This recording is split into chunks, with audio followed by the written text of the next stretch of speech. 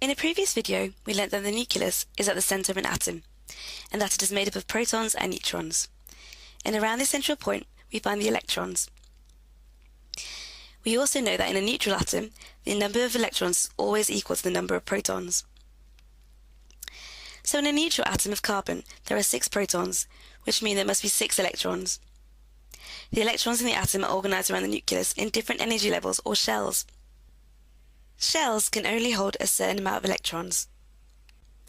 The first and innermost shell can only hold a maximum of 2 electrons.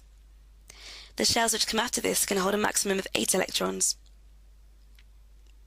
Let's look at some arrangements. Lithium has 3 protons.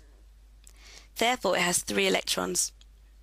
The first 2 electrons are placed in the first shell, closest to the nucleus, and the third electron is placed in the second shell. 2 plus 1, 3 electrons. These diagrams are called dot and cross diagrams, and they're used to show the electronic configuration of an element. You need to be able to draw these diagrams, as well as being able to write the electronic configuration in a written form. For lithium, this will be written as Li2,1. In the diagram, the nucleus is represented by the element symbol or a central black dot. The energy levels are represented by circles around the nucleus, and the electrons are represented by dots or crosses. Let's look at some more examples. Carbon has 6 protons, therefore it has 6 electrons. The first 2 electrons are placed in the first shell, and the next 4 are placed in the second shell.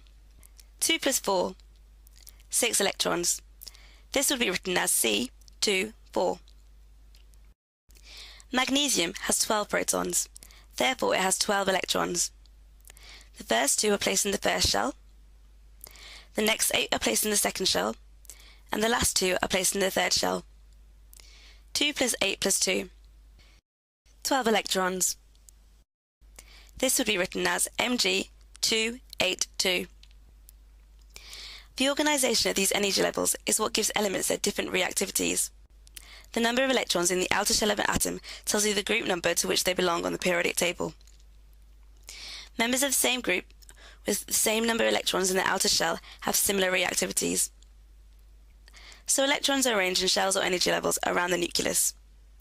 Each energy level has a maximum number of electrons it can hold.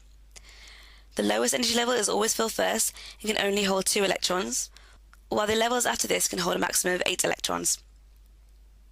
The number of electrons in the outer shell of an atom determines which group the element belongs to on the periodic table, and elements in the same group have similar reactivities.